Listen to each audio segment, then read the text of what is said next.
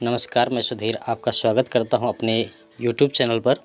आज हम सीखेंगे कि फ्रेज इंग्लिश ग्रामर में फ्रेज क्या होता है, फ्रेज की मीनिंग क्या होती है और परिभाषा क्या होती है, अर्थ क्या है, परिभाषा क्या है और फ्रेज और क्लॉज में क्या अंतर है और फ्रेज कितने प्रकार का होता है। फ्रेज हम जानेंगे कि 7 प्रकार का होता है और सबके बारे में थोड़ा थोड़ा जानेंगे। आज हम जानते हैं कि कोई भी भाषा शुरू होती है अपने अक्षरों से, मतलब लेटर से। भाषा की सबसे छोटी इकाई है लेटर, और लेटर जब कई मिल जाएं या लेटर का पूरा अर्थ हो, इस समूह का पूरा अर्थ हो, तो उसे बोलते हैं वर्ड। और इस वर्ड के समूह को कई सारे वर्ड हों तो फिर बन जाता है एक फ्रेज। यस, हम सीख लिए, समझ लिए फ्रेज क्या होता है। इंग्लिश ग्रामर में हम इसको आसान भाषा में समझते हैं। फ्रेज शब्दों का ऐसा समूह है जिसमें सब्जेक्ट और फाइनाइट वर्ब नहीं होती। मतलब शब्दों का समूह तो है लेकिन इसमें फाइनाइट वर्ब नहीं होती और सब्जेक्ट नहीं होता। मतलब हमको इससे नहीं मतलब होता है कि सब्जेक्ट है या नहीं है, फाइनाइट वर्ब मतलब टेंस बताने वाली क्रिया है या नहीं है, लेकिन इसका अर्थ पूरा होता है, पूर्ण अर्थ प्रदान करता है। इसे हम कहते हैं phrase. Phrase means group of words without subject and finite verb. Phrase और क्लॉज में क्या अंतर होता है? फ्रेज को हम इस वीडियो में सीख रहे हैं, क्लॉज के लिए हम फिर से सीखेंगे। फ्रेज में सब्जेक्ट नहीं होता, पहली बात ये, और क्लॉज में सब्जेक्ट होता है। फाइनाइट वर्ब नहीं होती है और क्लॉज में फाइनाइट वर्ब होती है। फ्रेज से कोई पूरा वाक्य नहीं बनता, ये वाक्यांश है, और क्लॉज से वाक्य बन भी सकता है और नहीं भी बन सकता है। फ्रेज के प्रकार, फ्रेज कितने प्रकार के होते हैं? जैसा कि हमने बताया था कि फ्रेज 7 प्रकार के होते हैं। सातों को हम इस वीडियो में कवर करने की कोशिश करेंगे। सबसे पहले है नाउन फ्रेज। नाउन फ्रेज क्या है? जो नाउन का काम करे वो होता है noun phrase.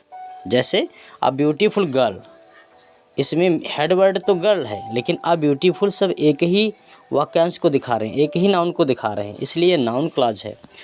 Second is the king of Ayodhya. The king of Ayodhya, इसमें देखते हैं 4 शब्दों का समूह है लेकिन एक ही नाउन को दिखा रहे हैं, मतलब ये नाउन फ्रेज है। माय बेस्ट फ्रेंड, मेरा सबसे अच्छा मित्र, ये नाउन फ्रेज है। सेंटेंस में देख लेते हैं, the king of Ayodhya was kind. Ayodhya का राजा दयालु था, तो द किंग ऑफ अयोध्या ये एक ही पर्सन को कह रहे हैं, इसलिए नाउन फ्रेज है। दूसरा देखते हैं एडजेक्टिव फ्रेज।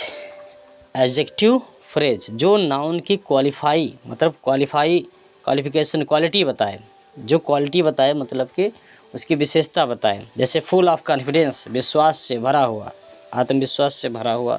वेरी इंटेलिजेंट, बहुत बुद्धिमान। रिच इन नॉलेज, ज्ञान में समृद्ध। ये विशेषता बता रहे हैं सब मिलकर, किसी नाउन या प्रोनाउन की विशेषता सब मिलकर बता रहे हैं। 3 शब्द हैं, 2 शब्द हैं। जैसे सेंटेंस में देखते हैं, he is full of confidence, वह विश्वास से भरा हुआ है, वह कॉन्फिडेंस से भरा हुआ है। Third is adverb phrase. Adverb phrase क्या होता है? जो वर्ब और एडजेक्टिव एंड एडवर्ब की जानकारी दे, मतलब इसके बारे में कुछ और कहते हों। जैसे इन आ हरी, मैनर बताए, तरीका बताए कि कैसे, जल्दबाजी में, इन हारी 3 शब्दों में है, तो ये हो गया एडवर्ब फ्रेज। वेरी स्लोली, बहुत धीरे, बहुत धीरे। एट दैट टाइम, उस समय। सेंटेंस में देखें, शी वॉक्ड वेरी स्लोली, वह बहुत धीरे चली, यात्रा की या चली। चौथा है वर्ब फ्रेज। मेन वर्ब के साथ हेल्पिंग वर्ब लग जाए या फिर वर्ब के साथ में अकेले एक शब्द में वर्ब ना हो। जैसे इज गोइंग, जा रही है। हैज़ बीन वर्किंग, कार्य करती रही है। विल बी कमिंग, आ रही होगी या होगा। सेंटेंस में देखें, he is reading a book, वह पुस्तक पढ़ रही है। 2 शब्दों में क्रिया को हमने पूरा किया, इसलिए फ्रेज है। इज रीडिंग, पढ़ रहा है। प्रीपोजिशनल फ्रेज, 5वां है प्रीपोजिशनल फ्रेज। 5वां है प्रिपोजिशनल फ्रेज। प्रिपोजिशनल शब्द से देखिएगा मतलब संबंध सूचक अव्यय संबंधी वाक्यांश है। प्रिपोजिशन इसमें होगा, इसके बाद में ऑब्जेक्ट होगा या अन्य कोई शब्द होगा। इन द रूम कमरे में, ऑन द टेबल मेज पर, अंडर द ट्री पेड़ के नीचे। जैसे the bag is on the table, बस्ता कहाँ है? ऑन द टेबल, मेज पर है। The 6 is infinitive phrase. Infinitive phrase क्या होता है? टू के साथ में वर्ब की फर्स्ट फॉर्म हो तो वह इन्फिनिटिव बन जाता है। जैसे टू हेल्प द पुअर, और इसके साथ और कोई ये शब्द आ गए तो ये फ्रेज हो गया, इन्फिनिटिव फ्रेज। गरीबों की मदद करना, to win the match, match को जीतना। टू टेल द ट्रूथ, सत्य बोलना, सत्य कहना। सेंटेंस में देखें, he wants to help the poor, वह गरीबों की मदद करना चाहता है। They work hard to achieve success, सफलता प्राप्त करने के लिए वे मेहनत करते हैं। He wants to learn English, वह अंग्रेजी पढ़ना या सीखना चाहता है। An infinitive phrase starts with to verb की first form and may have an object और मॉडिफायर। उसमें ऑब्जेक्ट हो सकता है और मॉडिफायर या फिर हो सकता है, और 2 प्लस वर्ब की फर्स्ट फॉर्म से इन्फिनिटिव फ्रेज शुरू होगा। ये विशेष नोट है। पार्टिसिपल फ्रेज लास्ट है। पार्टिसिपल फ्रेज, पार्टिसिपल फ्रेज वह फ्रेज होती है जो प्रेजेंट या पास्ट पार्टिसिपल का ही रूप होती है और यह नाउन या प्रोनाउन की विशेषता बताने का काम करते हैं। वर्ब से ही बनती है लेकिन वर्ब का काम नहीं करती। ये नॉन फाइनाइट वर्ब होती है, इसमें फाइनाइट वर्ब नहीं होती। उदाहरण देखें, walking on the road he met his friend, सड़क पर टहलते हुए वह अपने मित्र से मिला।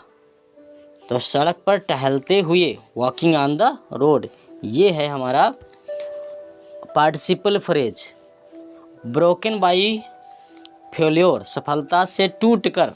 ही लॉस्ट होप, उसने आशा छोड़ दी। Broken by failure, he lost hope. The boy playing in the park, park में खेलता हुआ बच्चा, लड़का।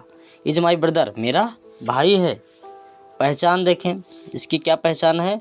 इसमें या तो आईएनजी फॉर्म लगा होगा या तो इसमें ईडी लगा होगा, इसका मतलब है थर्ड फॉर्म वर्ब की तीसरी अवस्था होगी। यह नाउन को क्वालिफाई करता है, यह एडजेक्टिव का काम करता है।